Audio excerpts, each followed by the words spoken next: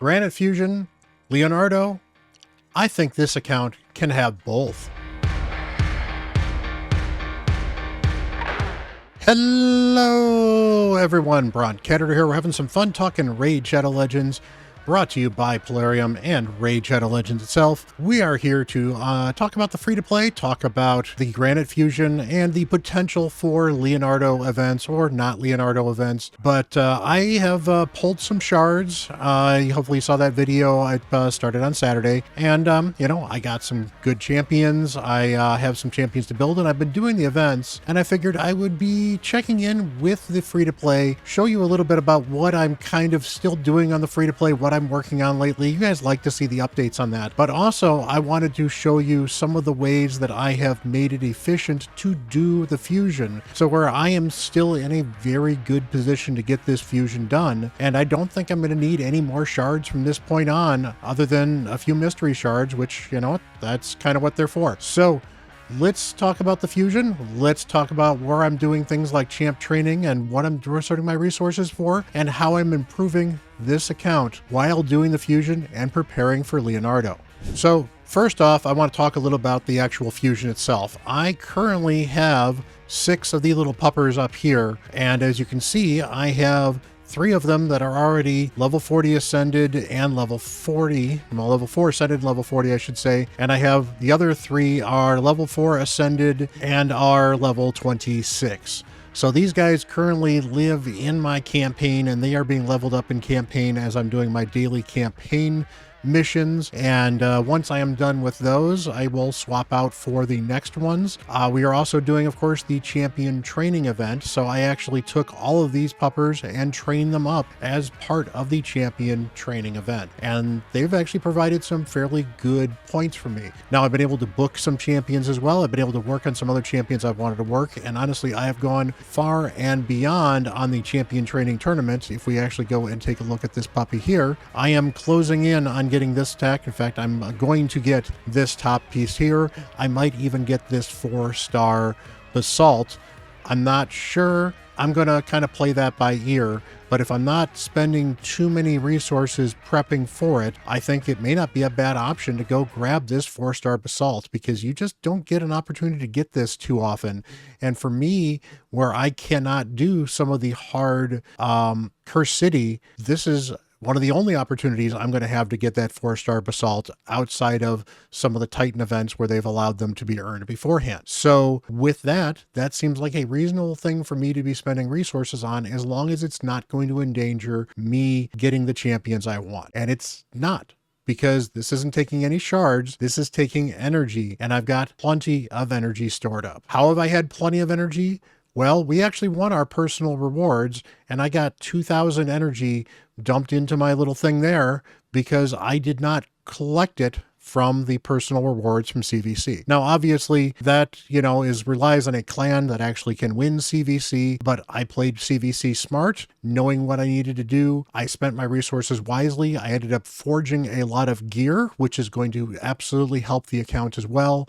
And I have now a bunch of silver. As you can see, I've got 40 million silver, and I've already done the first gear enhancement event. I am looking forward to the next gear enhancement event because I have a bunch of really good new gear to roll. And if that stuff starts rolling well, I have a bunch of older gear that I can actually start getting sold, because it's not going to be as good as the stuff that I have now forged. And that's how you slowly but surely churn over your gear, is by getting new gear, both from different dungeons you're farming, and of course by forging the gear as well. And then you get rid of the stuff that's not that good anymore. You know, early on, you'll be holding on to anything that might have speed, or might have accuracy, or might have crit rate, for example. But nowadays, I can actually be picky. I want almost everything to actually have speed. I want lots of things to have crit rate, or I want them to have accuracy. Or sometimes I want them to have resistance. You know, speed and resistance is pretty good, but speed really is the next major factor on this account. And part of the ways you push speed forward on your account is to stop accepting pieces that don't have speed on them. Now, one of the other things I actually got fairly lucky with is, as you can see here, I actually have all of the rosin champions here, and I've got a couple of them ready to go. I've got this one here ready to go. I've got these 3 here basically waiting for me to run them through, ready to go. I've got over here, she's almost ready to go, and is ready to go, and is ready to go. So I have 5 more champions I need to make them ready to go to be able to fuse the Lich and to fuse Bloodfeather. And I already have 2 of the Erinese, and I already have 2 of the Spike Helm here, or whatever this guy's dude, his name is. And if I cannot fuse everyone else, and I can fuse Rosin, well, that is something I may end up doing. I'll have to think about it for a little while, because to be fair, it's nice to be able to fuse some of those things for the fusion. But here's the thing. I can fuse these 2 epics. That's going to be 500 points for the champion chase. I can fuse 3. I should be able to fuse 3 of these people by the end of the fusion. So that's going to be another 750 points, 250 points without spending anything as far as shards are concerned already towards the new event for the champion chase.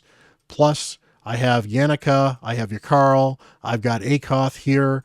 I'm working on Embreeze, but I'm not going to have him ready by next week. You know, I've got ways to get champions without spending shards. So we're talking about, I might be able to put up as many as almost 3,000 points without a single shard pulled on this account. Now, if I have to pull a few shards, that's fine.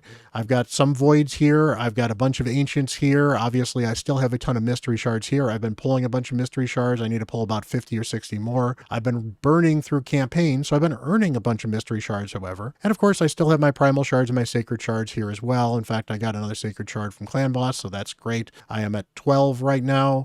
I will get at least 2 more of these things through the next week or so through the login events. So I will have 14 or 15 minimum of these shards in the next week and a half. And if that's when the Leonardo path goes, I will be ready for the Leonardo path. And if I am at 14 sacreds and 25 primals, that still should be enough to get me a champion on a path event. And if not, I still have voids. And if not, I still have ancients.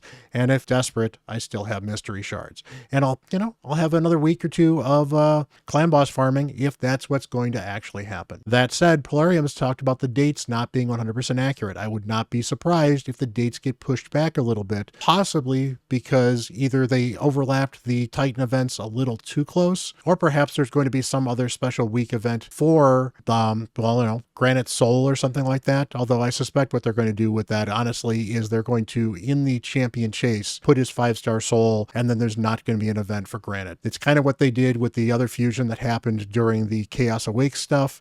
Very unfortunate, unfortunately, but that's kind of what they did. And, I don't have to like it, but that's what they like to do sometimes, and so you kind of live with it. And I'll get a soul for him some other way too if I get him, but I think he's going to be helpful for this account, and again, I'm not going to turn down a free legendary. So I have a few epic champions I want to work on as well, and strangely enough, because of how I've set my account up to do the fusion and to do the champion training, I haven't had a chance to work on Doom Priest, I haven't had a chance to work on Diana, and to be fair, I'm kind of iffy on Diana a little bit. I think she's going to be a good champion on this account, but I'm not kind of stoked to build her like I think I should build the Doom Priest a little bit sooner rather than later. I think she will be very helpful. Akemtum is going to be very good. I want to build him as soon as I can. And of course, I've got Emic, which hopefully you guys got a chance to see that. I did that in one of the videos. I think that was dropped on Friday of last week, where you can see that I pulled 1 void and got myself an Emic, which is absolutely huge. And of course, I'm looking forward to building my Molly as well, because I think she's going to be absolutely amazing for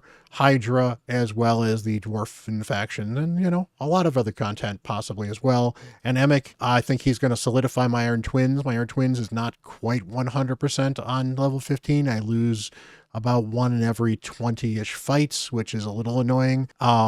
I kind of live with it because I understand that I'm at least farming stage 15, and it's kind of hit or miss as to whether or not I miss one or I don't. But I would like to make that 100%. And with Emic, I know I can. I'm just going to be able to hit the speeds that I need to get with him on there. And from there, once I build that team for Iron Twins, I could then look to see if maybe I'm going to build the Shogun team, and maybe if I'm going to rebuild my Clan Boss team with Emic. And then, of course, I would need to build 3 Painkeepers out as well, which means I need to make a couple of champion 6-stars, make them fully mastery, to build them out entirely to make sure I'm doing the right amount of damage I'm going to want to do for Clan Boss. Otherwise, Right now, my clan boss is almost always a 2-key. It is occasionally not a 2-key against force, but it is very, very iffy on that. And it's to the point where I think as I continue to grow my Great Hall, and honestly, if I build some of the champions just a little bit better, I think that won't be a problem anymore. So I'm certainly looking forward to that as well. So one of the things I was actually really happy with is I had Syl in my team here for my Brutal Hydra, and I threw in Donatello instead.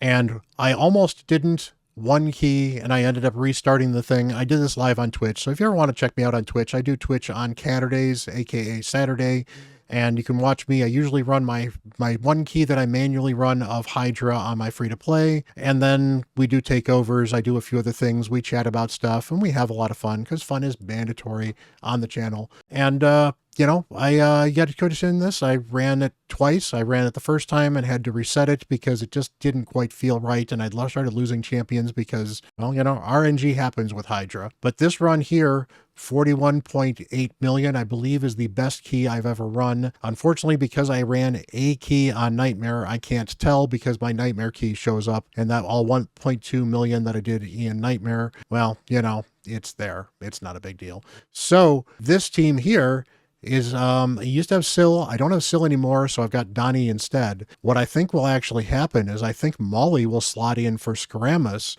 and then Skaramus can actually slot into my normal team or my other hard team. We'll figure out which team he's going to slot into, and I think he will be a major improvement for a different team. And then on top of that, whoever I shift out of the other team will either let me improve the team below it, or you know, I'll have just improved 2 teams instead of 3. But Molly will give me back a reviver, will give me additional turn meter control because she gives me the extra turn meter for being whacked, and it's quite a bit of turn meter. Combined with Donnie's turn meter boost plus his reset, I should be able to keep the provoke up pretty much 100% of the time with a Molly, especially considering every once in a while I'm going to get that 2-turn cooldown provoke. And then, yeah, Tholen just does a ton of damage. Geomancer does a ton of damage. I was keeping 3 burns up consistently from Geomancer because of Donnie's reset and all the other turn meter shenanigans that were happening on this team. It was amazing.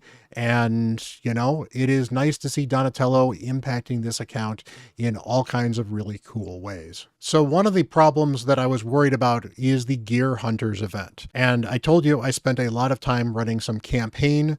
So as of the end of the day today, we are actually more than halfway. Well, not more than halfway. We're almost halfway to Glade Wolf right here. So yeah, campaign helped quite a bit.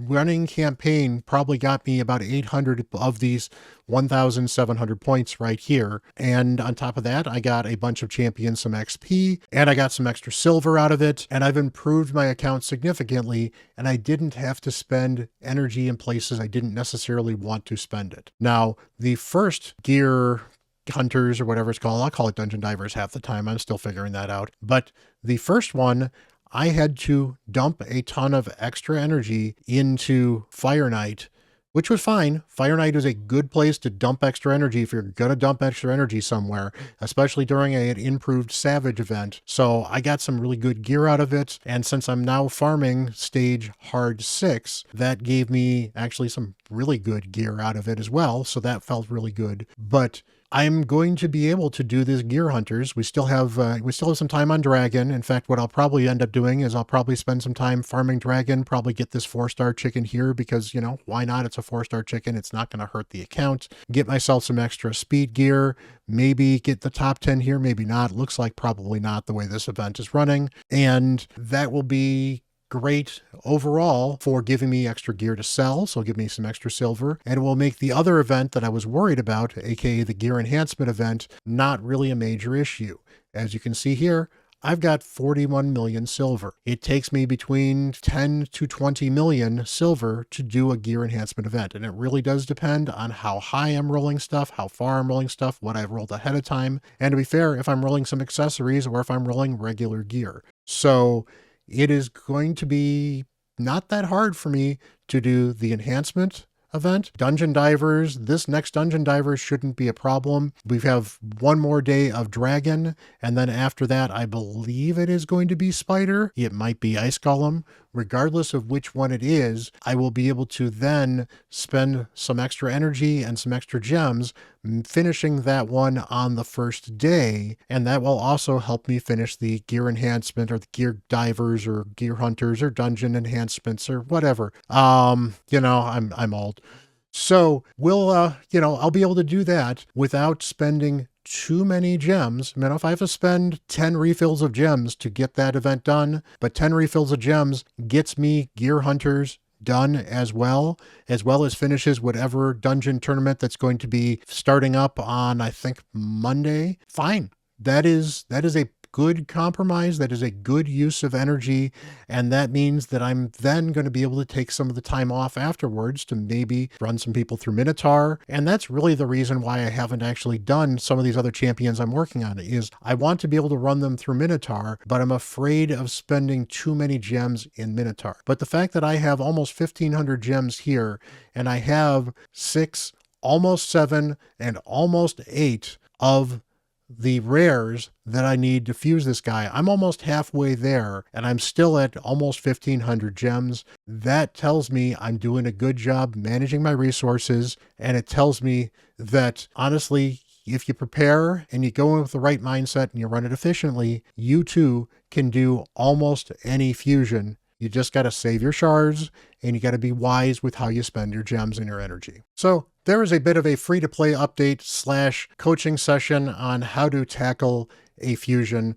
I've certainly been impressed, honestly, with the way I've been able to manage resources. And I will admit, to be fair, winning 2,000 energy from the PvP that was the personal rewards, well, that is what? That is another 15 energy refills. So that is 600 gems worth of energy. Yeah, that makes a bit of a difference. So I'm not going to lie and say that that's the only thing that I've been doing, is I've been managing my resources well. But even if I was sitting at 1,000 gems or 900 gems or maybe even 800 gems, I wouldn't feel bad about the fusion. And in fact, things I might have done differently is I did use 150 gems in Iron Twins today because it's the void day for Iron Twins. Well, if I'm below 800 gems, I'm probably not doing that, which might actually put me closer to 1,000. So managing your resources, knowing when you can spend your gems and your resources, and knowing when you should not be spending those gems and the resources, great way to keep advancing your account. Make sure you're running the tournaments, make sure you're getting all the rewards you can, and if you're not going for the fusion, it still doesn't hurt to get yourself a copy of the rare,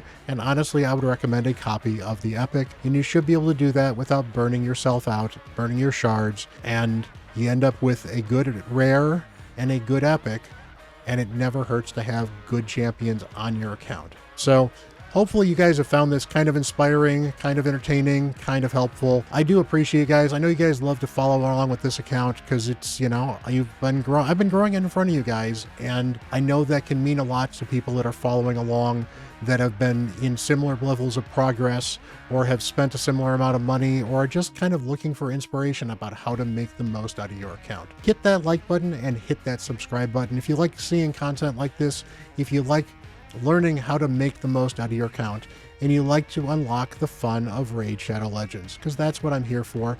Thanks again to Polarium. You guys are absolutely amazing as well. Much love to you guys at the community, one of the best communities in Raid, let alone of all gaming. I really do appreciate you guys. You guys have made this last week or two absolutely wonderful. I appreciate all the wonderful birthday wishes. And for those of you wondering about the giveaway, I have not announced the giveaway yet. Well, if I have not announced the giveaway yet as of the posting of this video, it means that I have not heard from the winner yet, and I might actually have to look for a second or a third winner. But otherwise, I will post the winner when we get a chance to do it. But I have reached out to them, and I can only, do so much until they get back to me, because I got to give them some time to actually claim the prize. And if not, we'll find somebody else to win. So appreciate you guys hanging around. You guys are absolutely amazing as always. And until the next video, I am Bront, CatHerder.